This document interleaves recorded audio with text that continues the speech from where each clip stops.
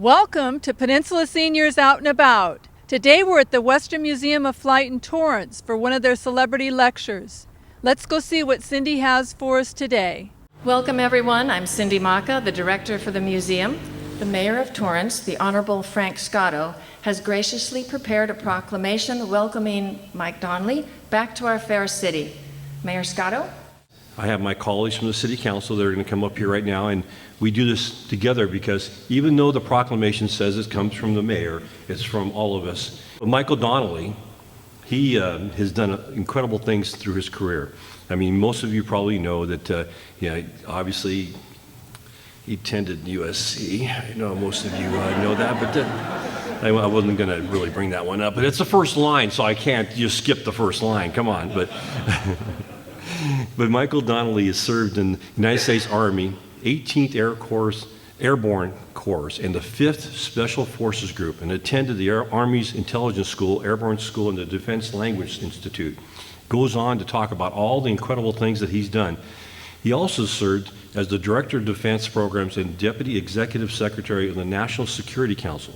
And Michael was also appointed as Secretary of the Air Force for Financial Management and Controller under President Bush, and also served as the 22nd Secretary of the Air Force under Presidents George Bush and Barack Obama. So therefore, again, for me and the council, hereby declare the fact that we are so honored that you're here, by the way, Mr. Donnelly, I mean this, that the City of Torrance does hereby honor and commend Michael Donnelly for his accomplishments and dedications to the security of the United States of America through the United States Air Force, signed this 19th day of April.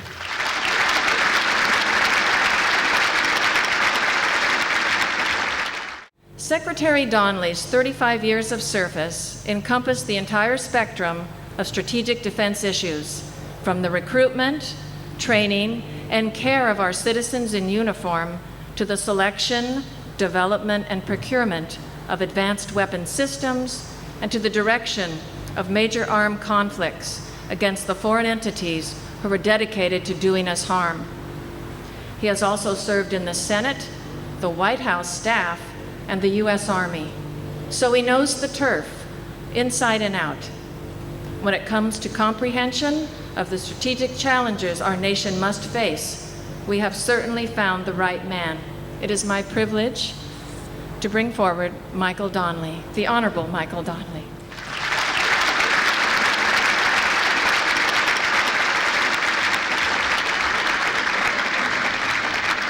Well, thank you, Cindy and Western Museum of Flight for this invitation. Special thanks to the Mayor and the City Council. It is truly an honor for me to have them attend this event with us today. And let me just start by saying it's great to be back in the South Bay among both military and civilian proponents of aerospace, many of whom have spent careers in this neighborhood designing and building capabilities that enhance our national security. I appreciate this opportunity to explain some of the strategic challenges and decisions facing Air Force and Department of Defense leaders. But before we get too deeply into today's remarks, you should know up front that the United States, that's you have the world's finest Air Force, and you should be proud of that. We owe this distinction especially to thousands to really millions of great airmen and the families who support them, who've stepped forward generation after generation to put their lives on the line in our nation's defense. But we also owe it to many of you, other military veterans from other services, and those who've supported our nation's defense in a civilian capacity. So I want to start by thanking you, the current and former aerospace managers, engineers, technicians across the nation, and especially here in Southern California, for the work that you have done over many decades to help sustain our military's technological edge and keep it second to none. Thank you. Thank you.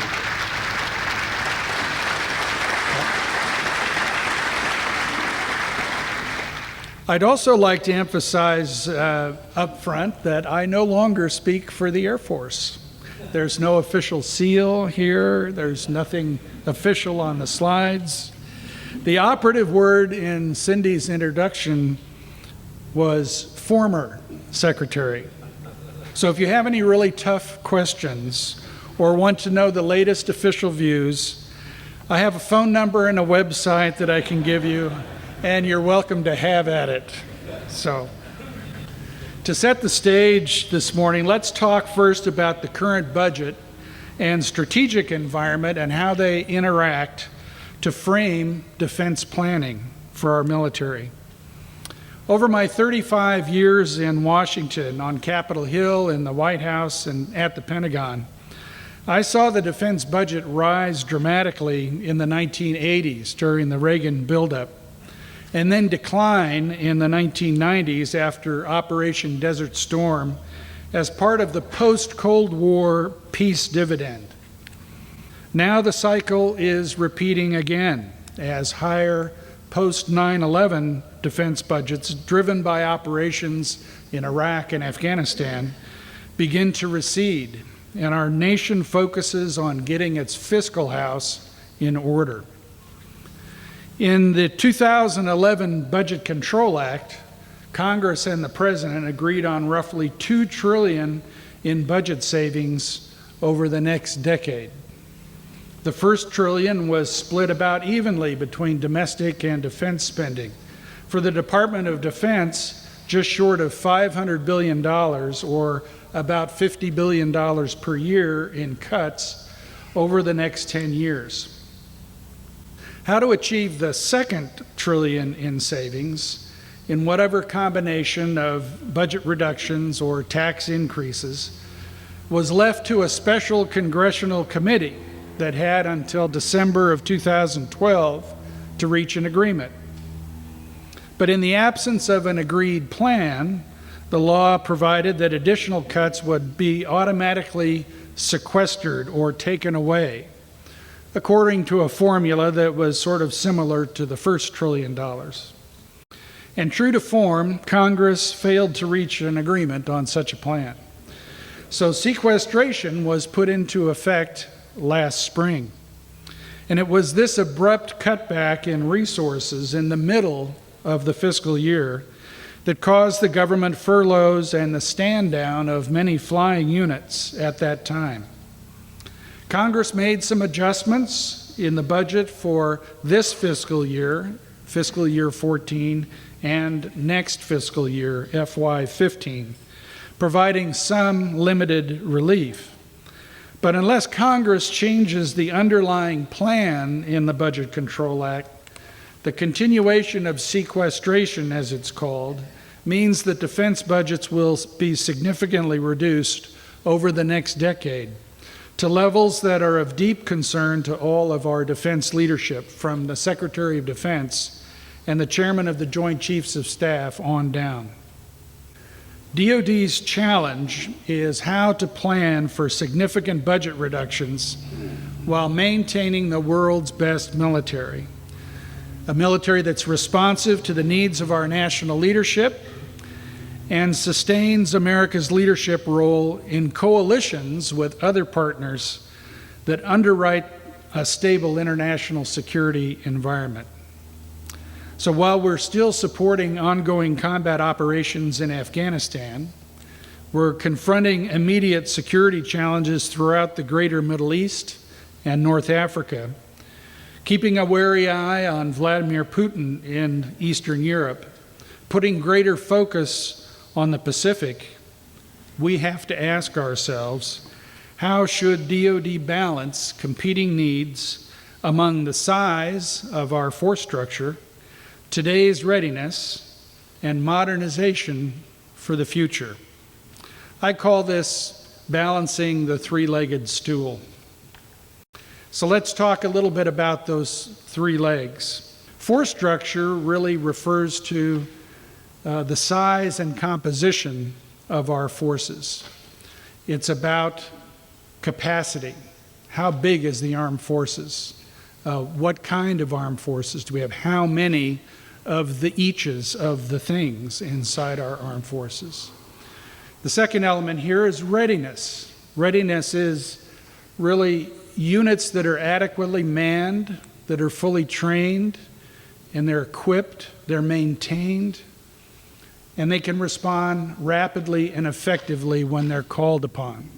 That's a problem for today's challenge, readiness, being a force that's ready to respond when needed. And the third leg that we'll talk about today is modernization. Modernization is really about superior technology in development and in the field, and it's about building the next military and keeping the military improving over time and being responsive to new threats and challenges that are on the horizon. So, informed by the security environment and the available resources, these are the basic building blocks that frame the challenges and the decisions for shaping the Air Force and the other military services as well. From our collective experience in the 1970s especially, the generation of defense leaders with whom I served learned that during periods of fiscal austerity, tough decisions have to be made to avoid a hollow military. This was a term that was coined by the former Chief of Staff of the Army, Shai Meyer, in the middle 1970s after Vietnam. A hollow military is one that looks good on paper, but it has more units and equipment than it can support. It lacks the resources to adequately man, train, and maintain those forces, or to modernize them to keep up with advancing technologies. Confronted today by a more complex and a dynamic security environment, as well as potentially significant reduction in defense resources, the Air Force leadership determined that the best path forward is to become smaller in order to protect a high quality and ready force that will improve in capability over time. So now we're going to talk about readiness, modernization, and force structure in turn. So why the emphasis on readiness? Well, there are a number of reasons. First, the short notice Libya operation in 2011, instability in Syria, uncertainty in Iran, North Korea, the Ukraine, and elsewhere remind us that in today's security environment, the military, and especially our Air Force, must be ready to respond to rapidly emerging crises. During my 35 years in Washington, thankfully, we did not have to fight World War III. But in that time, your Air Force was called upon about 150 times to respond quickly to humanitarian crises or with the use of force. We simply do not have months to prepare or to rebuild the readiness of an unready force. Neither can we assume that when called upon, we'll operate only in a benign or uncontested or low-threat environment. In some situations, even performing non-hostile or humanitarian missions can involve significant risk. So our forces must always be prepared to operate and prevail in places that are contested or well defended. In addition, the United States often leads international coalitions who rely on us to facilitate unity of effort and to backstop their more limited capabilities. When units are called to deploy on short notice, a larger force structure provides capacity to reinforce units where some aircraft may be unavailable due to maintenance, to repair or modification. They're not available. Or when personnel are in training or in a school status, or positions are simply unfilled or vacant. The larger capacity can compensate for shortages in personnel and materiel readiness. Given the resources available, however, we have reached a point where this larger force structure cannot be adequately sustained. If we attempt to sustain current force levels in a declining budget, with rising personnel and operating costs, there will be fewer resources available to maintain existing aircraft inventories and other vital equipment, to train our personnel, to invest in future capabilities, or to support an already excess capacity of installations. A smaller force with less capacity requires greater attention to ensuring fully adequate personnel levels, availability of aircraft, and training to support the full range of mission requirements. With a smaller force, including all the active, guard, and reserve elements together, there is less marginal capacity to meet operational needs. The total force must thus be ready to meet near-term contingencies, including those that may involve contested environments. Mitigating the risk associated with a smaller military requires a ready force, versatile and effective across a broad spectrum of potential contingencies. And let's look a little bit at what's underneath the term readiness. So this is a photo of an airman pulling a tool cart. He's getting ready, and his team are getting ready to pull maintenance on an E-3 AWACS aircraft. We want to make sure that those airmen have the tools, the spare parts, the equipment they need to maintain the flight line readiness of that aircraft. We also need to make sure that standing behind that airman, there are depot maintenance capabilities there that provide for the heavy maintenance for these aircraft on a periodic basis, and that there are not big backlogs in the depots that take away aircraft availability because they're in a queue for modification or depot maintenance. Another aspect of readiness is personnel training, the individual training that many of you as veterans received in your specialty. And this is a photo of two airmen. I think they're special operations airmen fast roping from an HH-60 Pave Hawk. They're practicing combat rescue, which is the mission for this aircraft. This requires a high degree of training. It's dangerous work. The next one, it kind of gives you a sense for the next aspect of training, and that is what we call full spectrum unit training. Not only do we send pilots to school to learn how to fly and to operate, but we put them against what are called aggressor forces. This is a photo of aggressor aircraft, actually an F-16 and two F-15s with a paint scheme meant to distinguish them as quote-unquote aggressors. So we fly force on force in exercises. This one is called Red Flag. It takes place over at Nellis Air Force Base in Nevada, and it's a very important exercise for the Air Force. It involves international partners, and they not only do air-to-air force-on-force training, but it also brings together multiple elements of Air Force capability, full combat capability. So they exercise the command and control. There are space elements to this. There are cyber elements to this. And it allows the force to practice what we call full spectrum training. Even before last year's sequestration, which forced the stand down of several flying units for lack of resources, Air Force leaders had been concerned about readiness.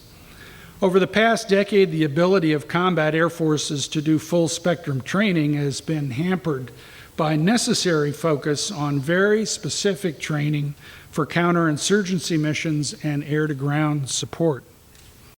Because control of the air has been uncontested in Iraq and Afghanistan, full spectrum training to establish and sustain air superiority, to suppress enemy air defenses and perform other functions, has understandably received less emphasis.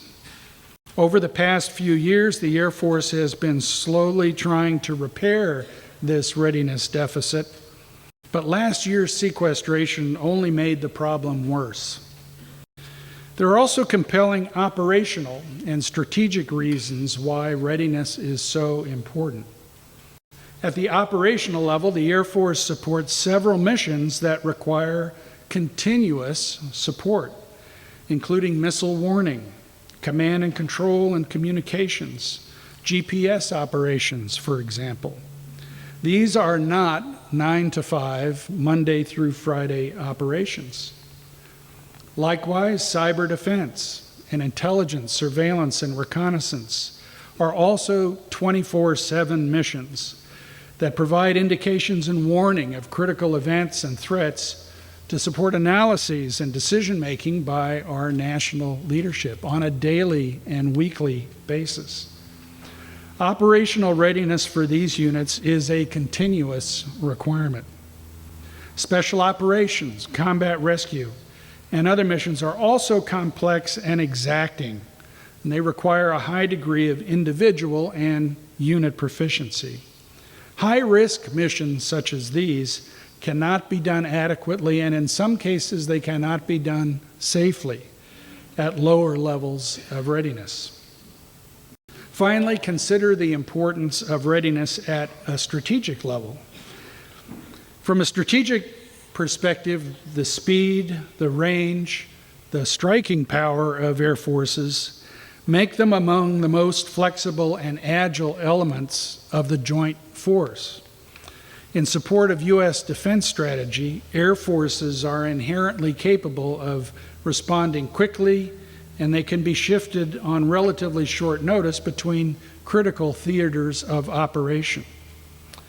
Intentionally posturing the Air Force for lower readiness and a long buildup to full combat effectiveness would really negate the essential strategic advantages of air power. And these are the reasons why America needs a ready Air Force. So if we're not willing to assume more risk in readiness, some might ask, why can't we just pay these budget bills by delaying expensive modernization? Why should we be trying to modernize the Air Force when the budget is going down? Well, improving capabilities over time is also critical to our future and to maintaining the qualitative advantage on which our nation's security has depended for decades. Even as the defense budget comes down from its post-9/11 peak and our forces become smaller, it's nonetheless essential to make room for modernization. Most of our fighters and helicopters were built in the 1980s.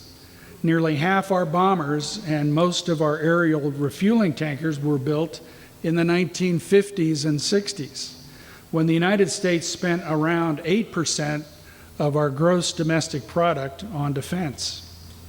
Today, our nation spends closer to 4% of GDP on defense, and the Air Force now finds itself with a geriatric fleet on average more than 24 years old, with too many planes approaching 50 years old. The average age for our rescue helicopters is 22 years, for fighter aircraft, 23 years, for training aircraft, 25 years, bombers, 36 years, and tankers nearly 50 years. Satellites for missile warning, for navigation, secure communications, and other needs are also aging, and replacements for satellites must be built and launched on a schedule consistent with the life expectancy of current constellations. We have made some progress in the last decade. Since 9/11, the Air Force completed building out the C-17 fleet. It bought 187 stealthy F-22 fighters, nearly 300 remotely piloted aircraft, and has launched new satellites for missile warning and communications. But this progress is not nearly enough. In addition, the missions and technological threats that confront our military also continue to change.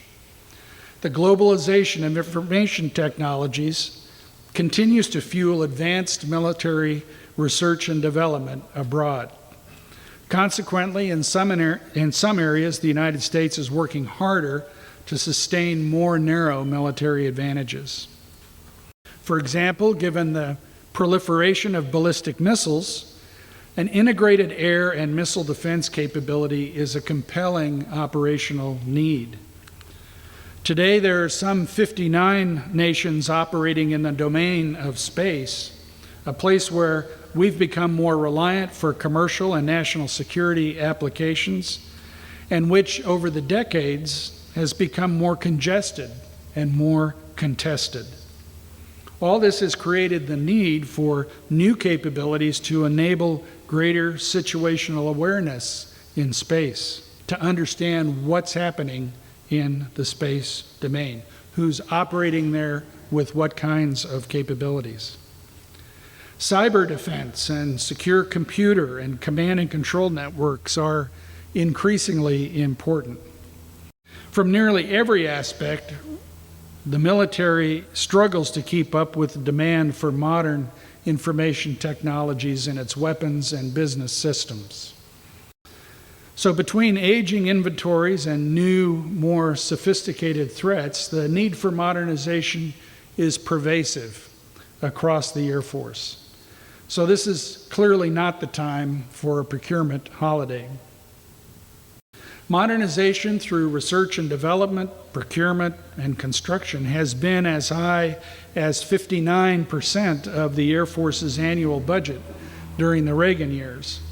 But it's often the first casualty of shrinking defense budgets as leaders focus on operating and maintaining the current force.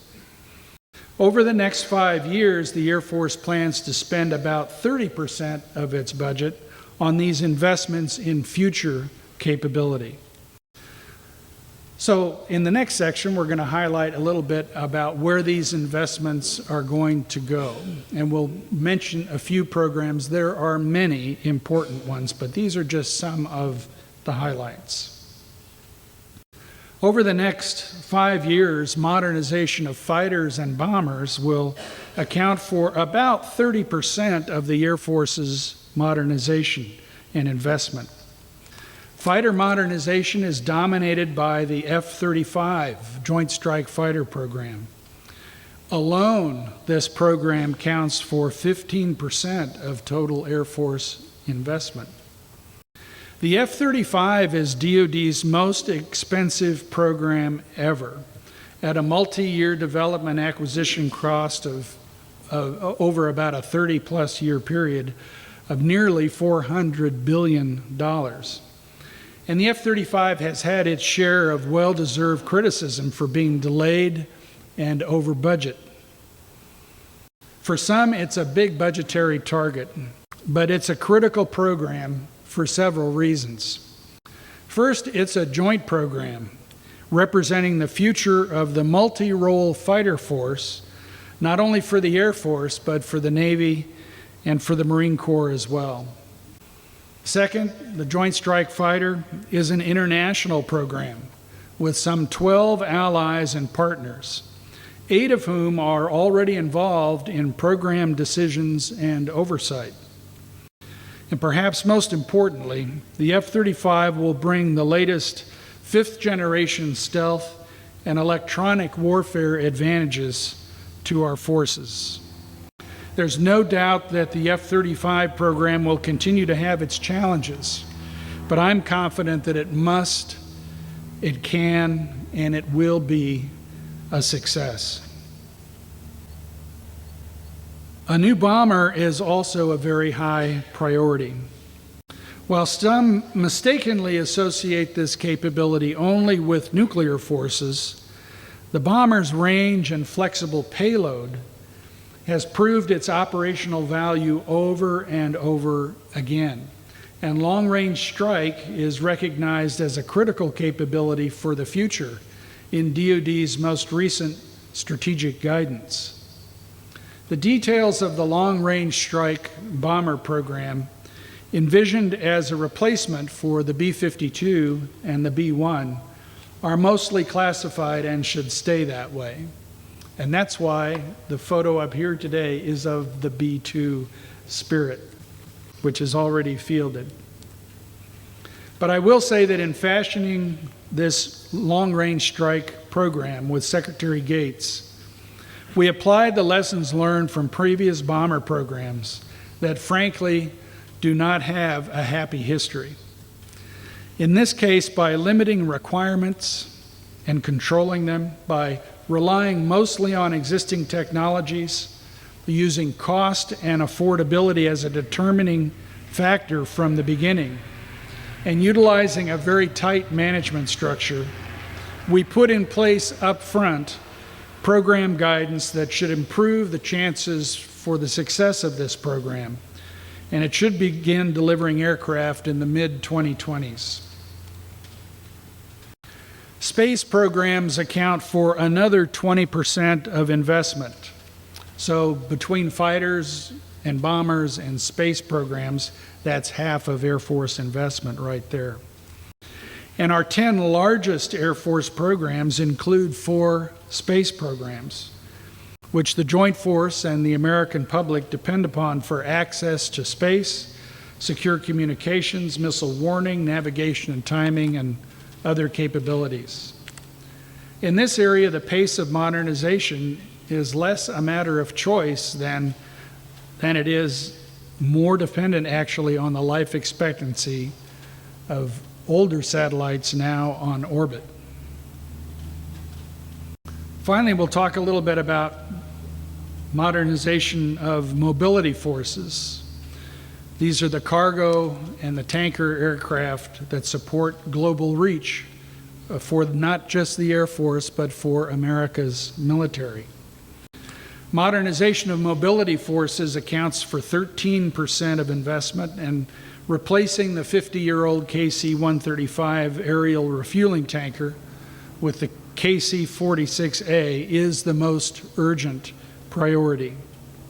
The KC-46 program of record is 179 aircraft, and it calls for 18 aircraft by 2017, with final delivery in the late 2020s. As some of you may recall, the Air Force twice failed to initiate the tanker program in the early 2000s. And now that it's finally on track, we need to keep it that way. The first 4 development aircraft are actually in production now. This is an artist's concept, but I'll point out just a couple of technical differences with the KC-135. You may know that this aircraft, the KC-46, is built on off of the commercial. It's a commercial derivative. So it's the Boeing 767 airframe, and it differs from the old tanker, which had only, if you look at the back, you can just barely see behind the vertical tail. You can barely see the outlines of the boom, and the tankers have booms that come down from the back and extend to refuel trailing aircraft. So in the modern tanker, we'll have not only the boom, but also a probe and drogue, a hose and reel system that you can see on the pod at the upper left, which represents where the hose and reel would be. So on the new tanker, we'll have 3 refueling points, 1 on each wing with the hose and reel system, and the boom straight off the rear of the aircraft. In addition, you'll see just above the cockpit the outlines, a little squiggle. That represents the air refueling capability. That's the location for the receiver aircraft to get refueled. The tankers that we have today are not refuelable in the air. They're airborne gas stations, but they can't be refueled themselves. The modern tanker will have that capability. So it'll have not only refueling points, but it can be a refueling receiver, receiving fuel as well. I want to talk for a few minutes about what I call a tanker story from our past that can be used to illustrate the challenge of Air Force modernization and why this is so hard. So between 1958 and 1964, roughly a 6-year period, the Air Force built roughly 1,400 tankers. Half of them were the older KC-96 that some of you may remember, a prop-driven aircraft, and half were the new Boeing 707-based KC-135. And this occurred between 1958 and 1964, when the United States spent on average 8% of its annual GDP on defense, and the Air Force alone accounted for 40% of the defense budget. So in the new KC-46 program, we plan to buy a fraction of that number, 179 aircraft. Will take longer to do it. We could build them faster, but with the nation spending 4% of GDP on defense, and with roughly 20% of the defense budget, the Air Force cannot afford to go faster.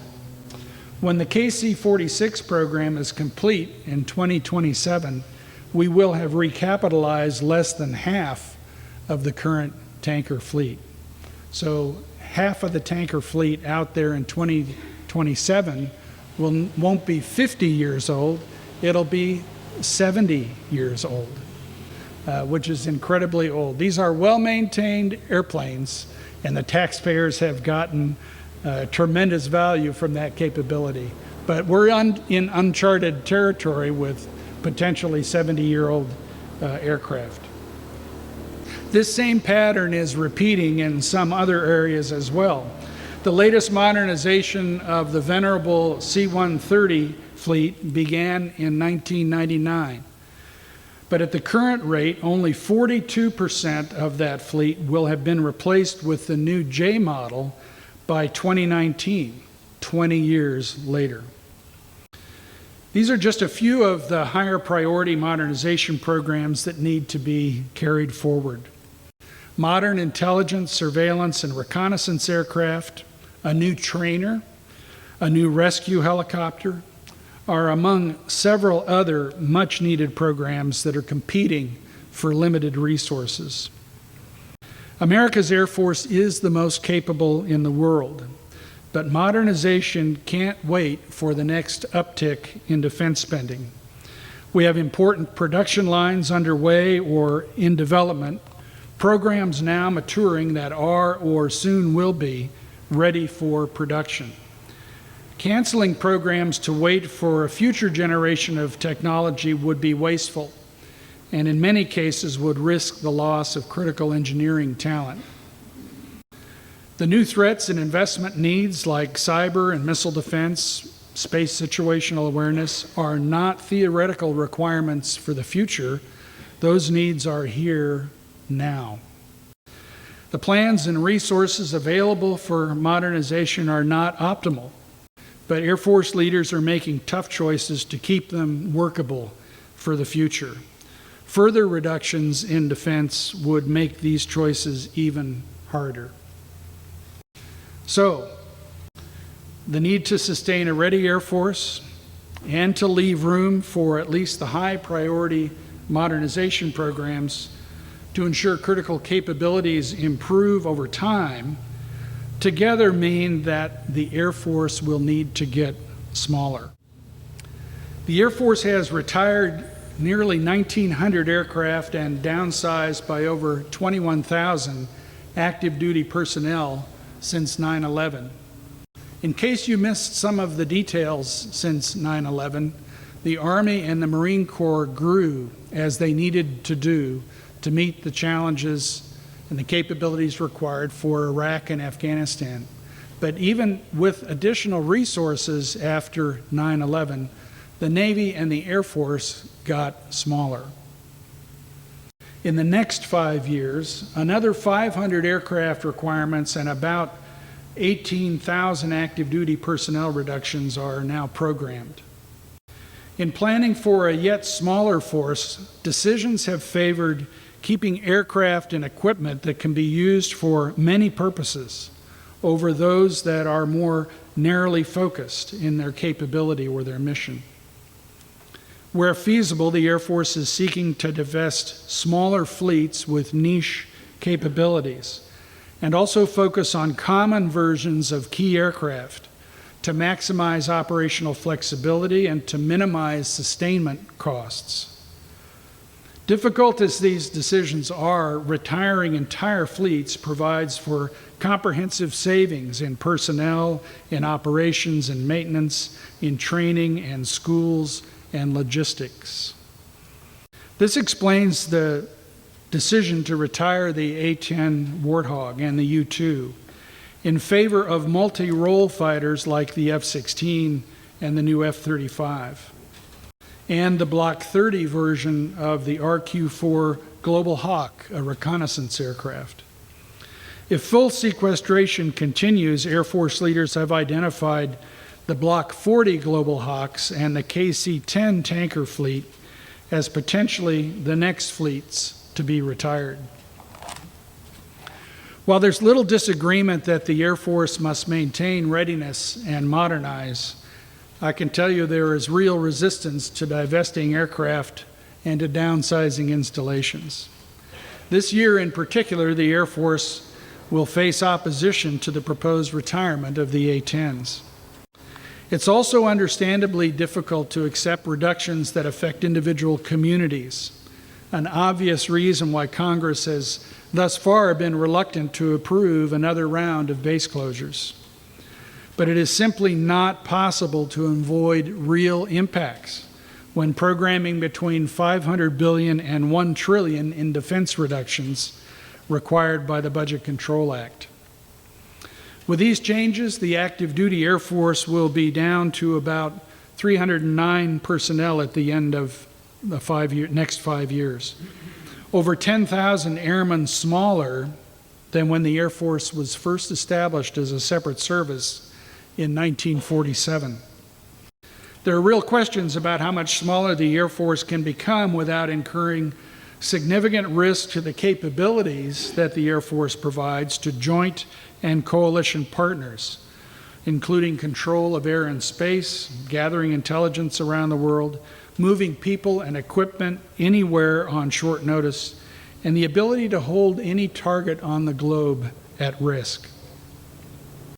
Trading size to maintain a quality force and staying focused on readiness and modernization will be politically difficult and challenging to implement. But absent additional resources, this likely remains the best combination of choices available to sustain America's military as the world's finest. DoD leaders are taking these challenges seriously and making difficult choices, and we need Congress to do the same. While Congress still has opportunities to change course and avoid the negative impacts of full sequestration set in motion by the Budget Control Act, it has not yet done so. In the politics of defense spending, there are many advocates for protecting hometown units and bases, many advocates for new equipment of all kinds. But as the defense budget declines, the political default in Washington thus risks too many units and bases than we can adequately support, with more modernization programs than we can afford. In this competitive stew, the readiness of the force is too easily in jeopardy.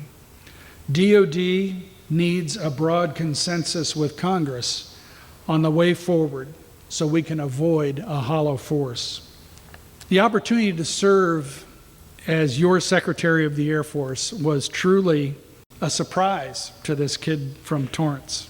It was full of challenges like those we discussed today and many, many more. It was tremendously hard work, exciting yet exhausting, frustrating yet fun. And it was truly a privilege to become family with thousands of outstanding airmen like this. And it was an honor to serve with them and on your behalf in the world's finest Air Force. Thank you very much. Thank you. Thank you. Now, question time.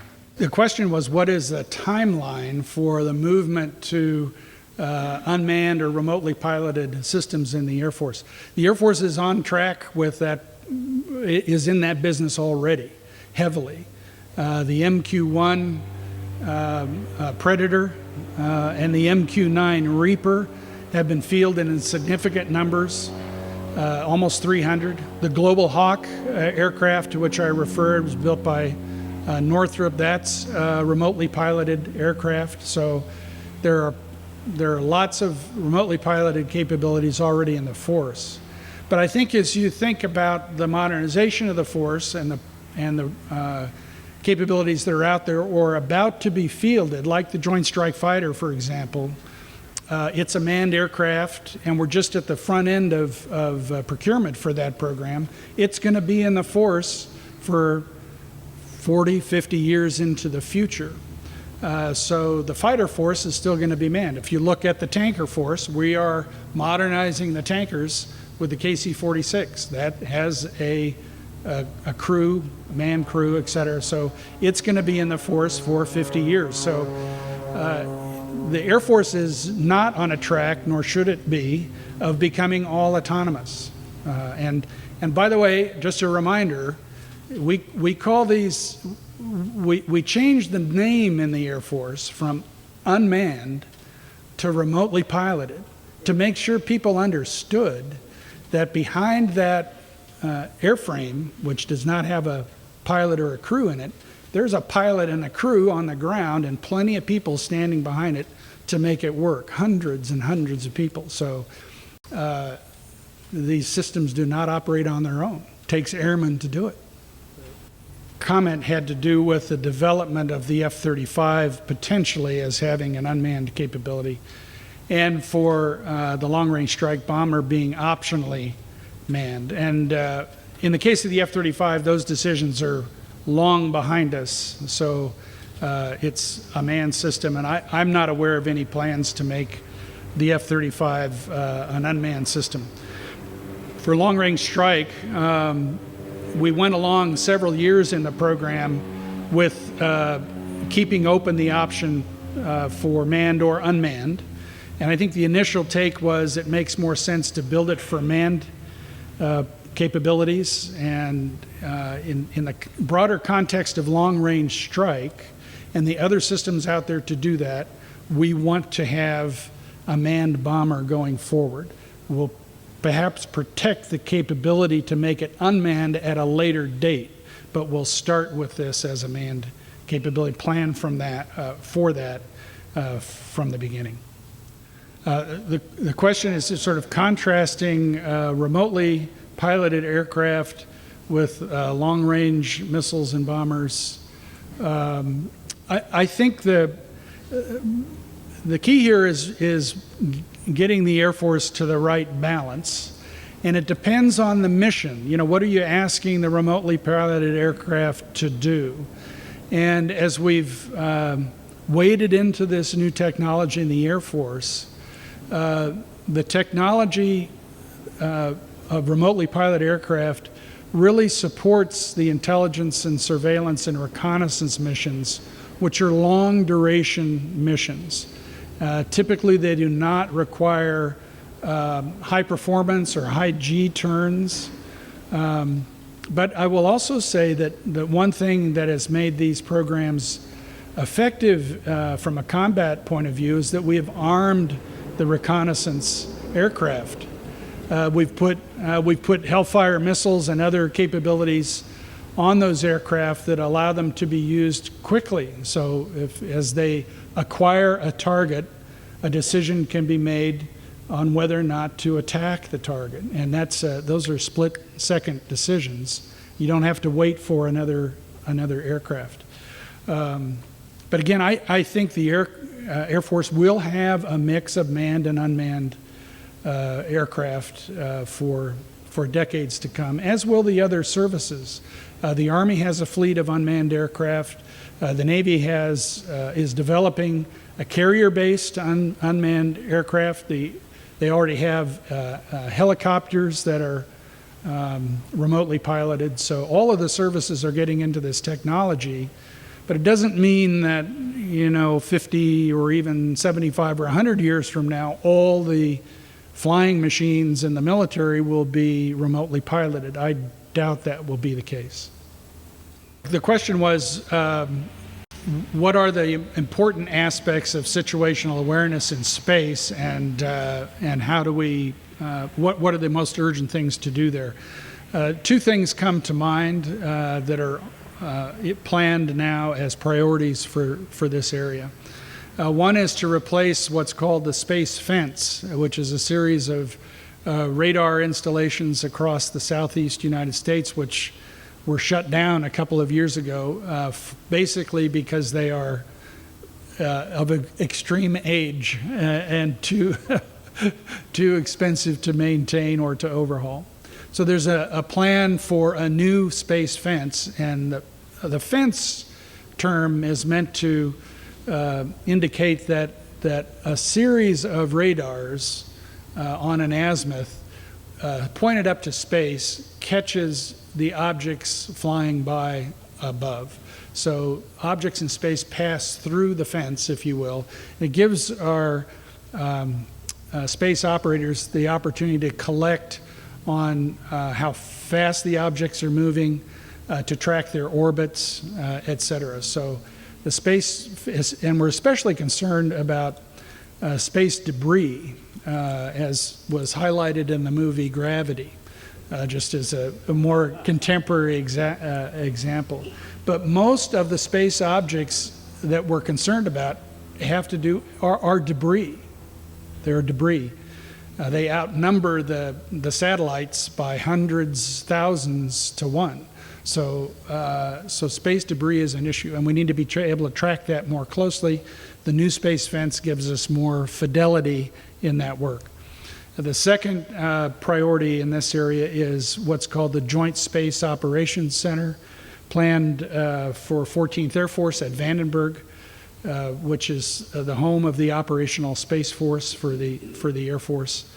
And the Joint Space Operations Center, the modifications and the modernization of that facility will give us the ability to track in space and to operate in space the same way we operate major air operations centers in theaters of operation like Afghanistan or Iraq or other expeditionary places around the world. So we have not modernized our Space Operations Center, the command centers with all the displays hooked up to all the radars, and we have not done that as rapidly for space-based capabilities as we have for other air capabilities, and we're getting about that in the Joint Space Operations Center program, JMS, it's called. The question was, can I give examples of what the Air Force has done in sort of combat operations in the last couple of years? There was a question about what could the Air Force have done to support the Benghazi operation. I think there is a sufficient record in front of Congress. General Dempsey and other leadership have testified there's really nothing that the military could have done given the timelines available to assist in that rapidly developing situation. So I'll just leave that as is. I'd like to kind of summarize what the Air Force has been doing for operations in the greater Middle East, Afghanistan, Iraq, others, just so you get a sense for what the Air Force contributions have been. So the Army, the Marines, the ground forces for the U.S. and also for our NATO partners, they're not getting to the theater without the Air Force. So they're being flown in, all their equipment. We have moved 100,000, the equipment to support more than 100,000 man force into one of the most isolated places on Earth. So just the mobility infrastructure that has been put in place, the cargo planes, the C-17s, the international agreements that had to be reached to support the in-flight refueling, to support the transit from in and out of the theater, has been a huge, huge accomplishment.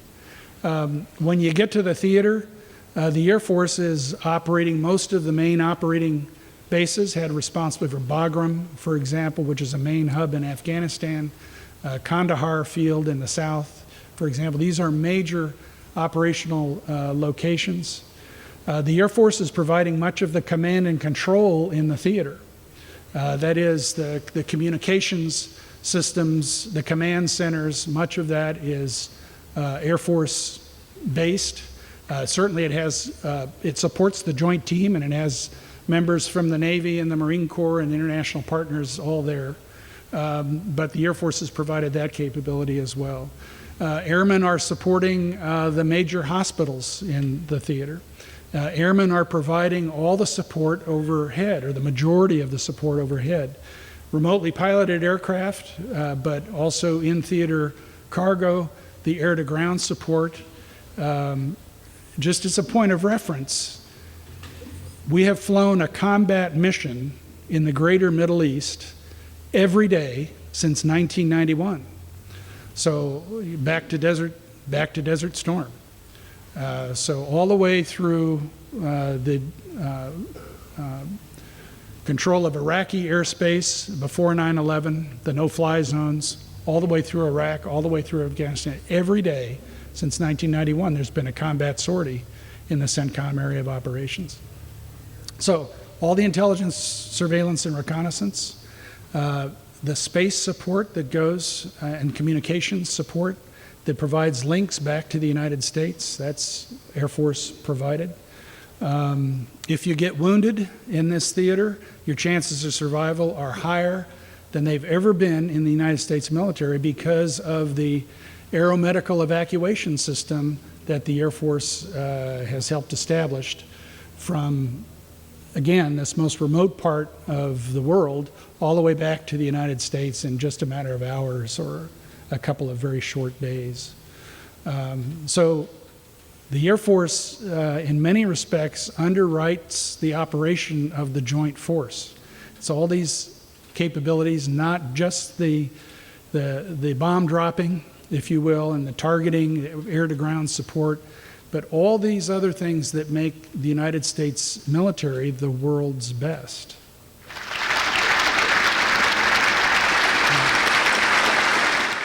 Thank you for watching Peninsula Seniors Out and About here at the Western Museum of Flight in Torrance. I'm Betty Wheaton. I'll see you next time.